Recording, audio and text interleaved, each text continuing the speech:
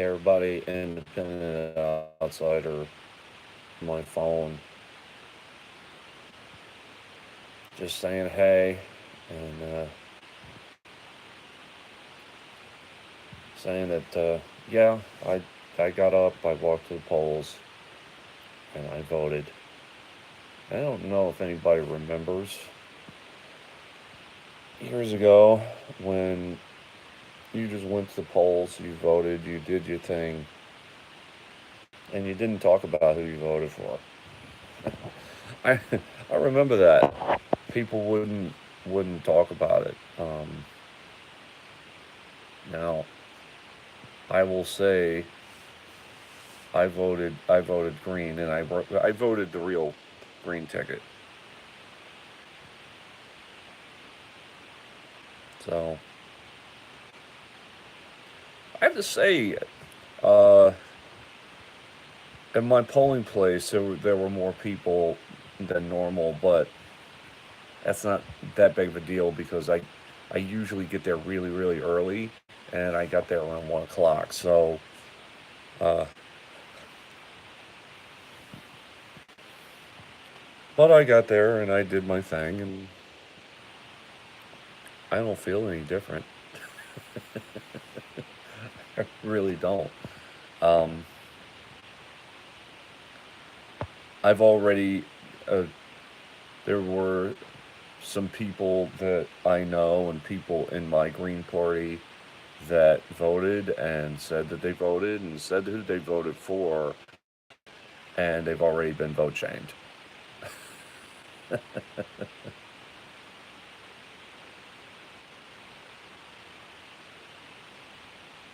Yeah. Um, this isn't the end. You know, I don't think I'm not gonna like go on about how I voted, and how everybody should vote. That's stupid. Because in all honesty, I just think it's at this point almost a pointless exercise.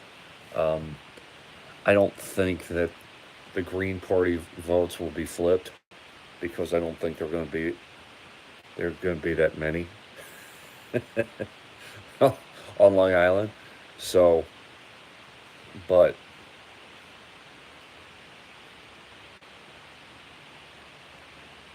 I will say that when I put my ballot in, my ballot was ripped, and I noticed it. I don't know if that really means anything or will do anything, but like, will that do anything? Nah. Okay. Um, let's see. I, I will I will do a couple of very quick predictions. I think that there will be one or two. The House might flip to the Democrats. We, um, but I think what's going to happen. What's going to happen is that one or two um, surprise upsets are going to happen. Um, it may be Beto O'Rourke. I think Andrew Gillum will probably get in with his Soros Tom Steyer money. I don't know if anybody saw the video where Andrew Gillum actually thanked George Soros and Tom Steyer for their contributions. It was amazing. But they didn't give that much. And $1 million isn't that much money. Okay. Okay. But I think there are going to be a couple upsets. And I think Gillum, he has a definite shot. And if Gillum or Beto O'Rourke get in, do not be surprised if they have an exploratory committee to run for president. So, um, I'm just saying. I don't think there's going to be too many crazy things. I don't think that nobody's nobody's talking about Republicans unseating Democrats, and it never happens. When you have a Republican president in power, it hardly ever happens where you know that would be funny though.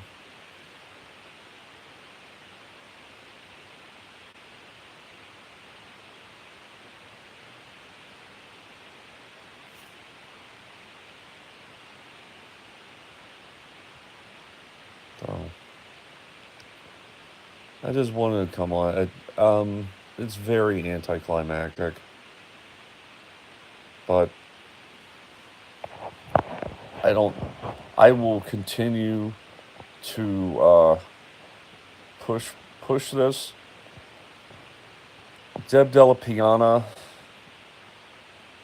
has started a campaign, Obstruct the Vote 2020, which is basically, don't vote, pay attention to what the hell they're doing, but,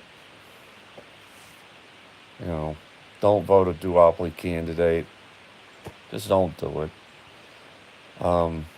And I'm hoping to start delving into where the money's actually going. There are so many. There are so many organizations, Wolfpack, and all these groups that are talking about getting money out of politics. Um, and I know that the TYT group took took money from politicians. So how can you get corporate money out and get money from the very people you're trying to get? You know. Yeah. Okay, Jank. So I'm really going to try to find out the inner workings of the political money train, because I it just elections just seem like this never ending money laundering scheme. I could be wrong, but I don't think so. Where, for a reporter to tell a candidate, a gubernatorial candidate, that, $1 million or even $3 million isn't that much money. The hell are y'all doing?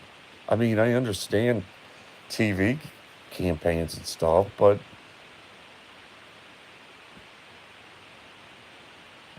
what?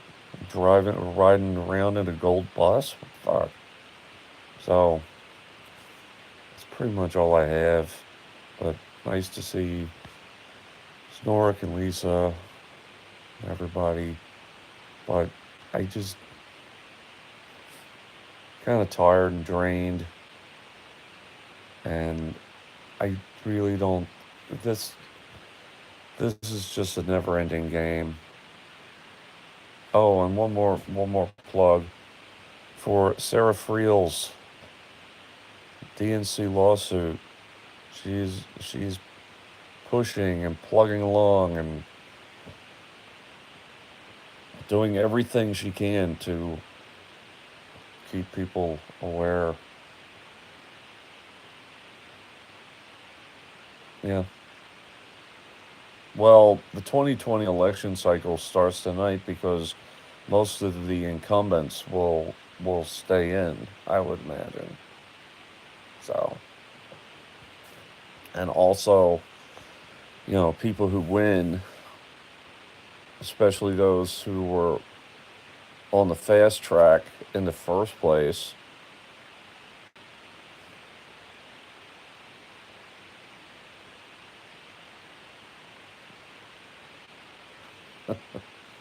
will will definitely get a push. I think this is quote unquote Andrew Gillum Day. This is when people start to see this guy. And it's not necessarily a good thing, but I mean, for all you know, for for all the complaining about big money in politics, there it is, and people, I don't know, people just assume that this is the way it is. I think there was no giant uproar about Gillum thanking George Soros and Tom Steyer, which is very funny because if there's any kind of protest like the Women's March or anything that comes up, it's always George Soros backed and everybody gets all up in arms. Why not get up in arms in this? Just saying. But anyway, I'm gonna go. You guys have a great day. I'm gonna try to. I'm not woke. I'm gonna try to get up, get a couple things done. But it's nice seeing y'all, and it'll be interesting to see what happens. Let's see if we can actually get a Green Party member in office in New York. I I wish it could happen, especially comptroller. That would be awesome. So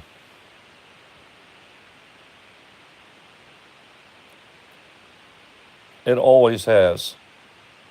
Everybody thinks that this is a new issue. My favorite movie of all times is Mr. Smith Goes to Washington. And what is that? What is that movie really about? It's about one guy, Jefferson Smith, played by Jimmy Stewart, going against a political money machine to stop some graft. That's what it's about. And when was that movie made? 30s, 40s. So you're right. I think it's very idealistic to think that money is completely going to be out of politics, and it's a it's a giant fight to do this, but the playing field is way out of whack. I agree with that. There should be some kind of playing field, and you know Citizens United is just, to me, a symptom of the disease, but corporations are not people. Corporations shouldn't have more rights than I do. I can't run, or I can't basically endorse candidates because I'm a federal employee, but a company is a person and has more rights than I do. Come on, that's just wrong. But anyway, thanks everybody. I'll you know, and people don't take me seriously because I'm streaming on my phone and I don't have highfalutin equipment. That's silly too. Hopefully, people will listen to the information and not the fact that I have that stupid